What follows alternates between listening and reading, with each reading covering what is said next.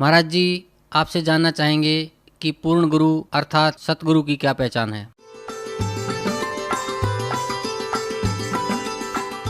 सोई गुरु पूरा कहावे, दो अक्षर का भेद बतावे। अब पूरे गुरु की पहचान बताते हुए बहुत से संतों ने कहा तो सत्य है, लेकिन स्वयं उससे परिचित नहीं।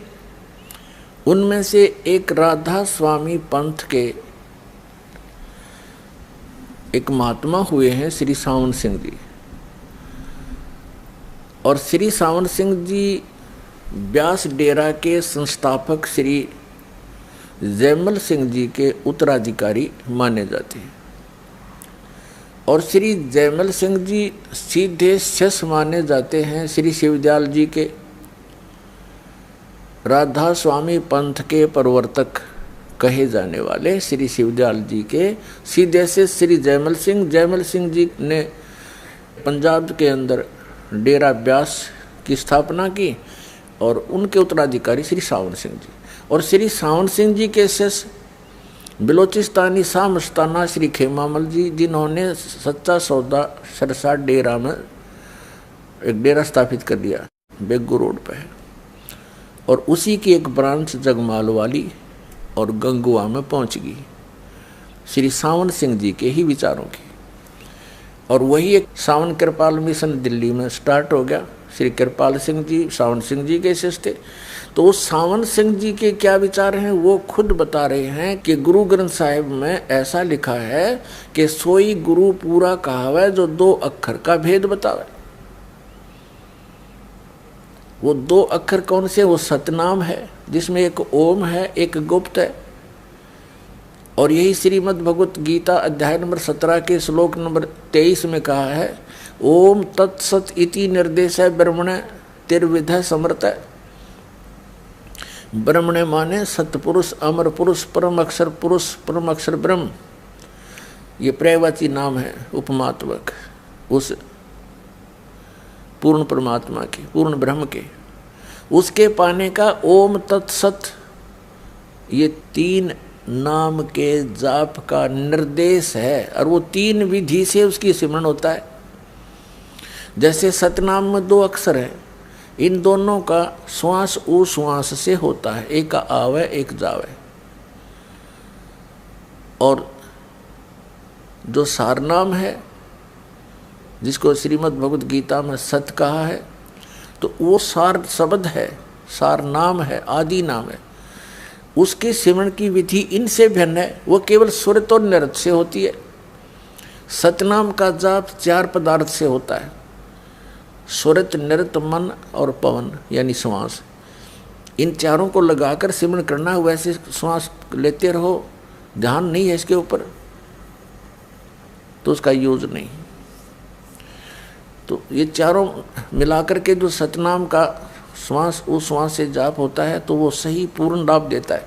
फिर जब सारनाम का सिमरण होता है शुरू, उसमें केवल सुरत और नृत ही काम करती है।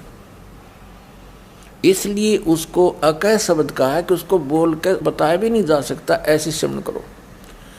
कैसे सिमरण कर रहा हूँ ये बताया नहीं जा सकता, करने वाला ही उसका अनुभव कर सकता है, महसूस कर सकता है। जैसे गूंगा गुड़ खा के उसके टेस्ट को बता नहीं सकता, एक विशेष प्रतिक्रिया ही कर सकता है। ये राधा स्वामी पंथ के ग्रंथ हैं, ये आपको दिखाते हैं। संत मत प्रकाश हजूर महाराज सावन सिंह जी के सत्संगों का संग्रह भाग 4।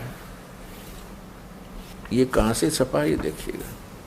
ये है संत मत प्रकाश भाग 4, महाराज सावन सिंह जी के वचन है। ये प्रकाशक सेवा सिंह, सेक्रेटरी राधा स्वामी सत्संग व्यास, डेरा बाबा जयमल सिंह, जिला अमृतसर।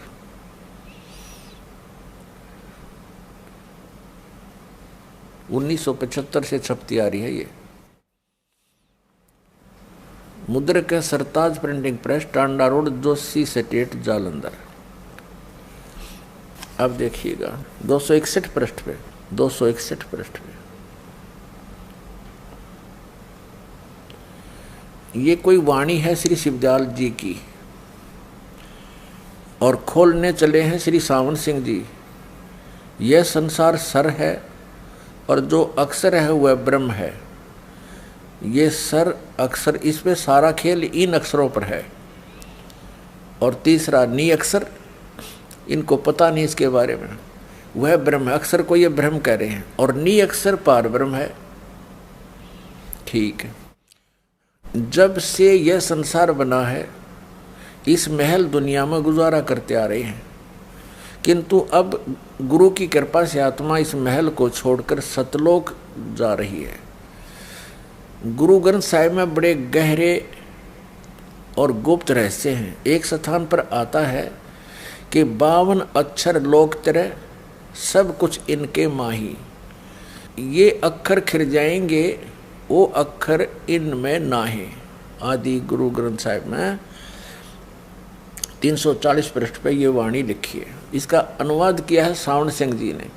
52 अक्षर संस्कृत भाषा के हैं, शायद ही कोई ऐसी भाषा हो जिसके 52 अक्षर हो। इस संसार का सारा मामला 52 अक्षरों में आ जाता है। पिंड अंड का हाल तो 52 अक्षरों में आ गया।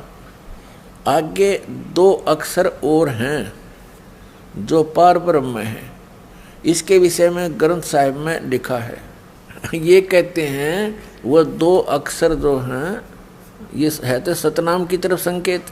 इन कख पता था इन मारे सट्टे नको पार ब्रह्म मिलेंगे मरे पाछ है। ये तो जीते जी सिमन करना इनका। आगे देखो, ग्रंथ साहिब का हवाला दिया है कि पार ब्रह्म है। इसके विषय में ग्रंथ साहिब में लिखा है इन 2 अक्षरों के बारे में। सोई गुरु पूरा कहावे, 2 अक्षर का भेद बतावे। ये सावण सिंह जी के विचार हैं। ये कह रहे हैं कि गुरु ग्रंथ साहिब में ये वाणी है नीचे की, इस पृष्ठ पे। सोई गुरु पूरा कहावे, 2 अक्षर का भेद बतावे। एक छुड़ावे एक लखावे, तो प्राणी निज घर को पावे। इन दोनों अक्षरों का भेद बता दिया।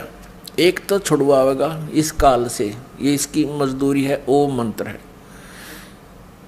और एक लखावेगा, दूसरा जो सतनाम का दूसरा मंत्र है वो पार नहीं कर सकता। वो केवल अक्षर पुरुष के लोक में ही प्रवेश करा सकता है, उससे आगे नहीं जा सकते। वो तीसरा मंत्र सार नाम, सार शब्द, विधेय शब्द, अकय शब्द जिसको बोलते हैं, वो पार करावेगा।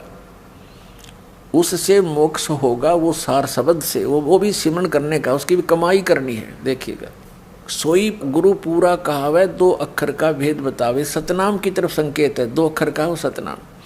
एक छुड़ावे, उन अक्षरों में थे एक ओम तो छुड़वाओगा। जैसे श्रीमद् भगवत गीता अध्याय नंबर 18 के श्लोक नंबर 66 में गीता ज्ञानदाता कहता है कि तू सर्वधर्मान परित्यज्यमाम एकम शरणम व्रज अहम तवा सर्व पापेभ्यः मोक्षामि मा शुच। ये कहता है कि मेरे सतर की जितनी धार्मिक क्रियाएं हैं, जैसे ओम नाम का जाप है, इसका ब्रह्म का यो काल है, सरपुरुष भी इसी को कहते हैं।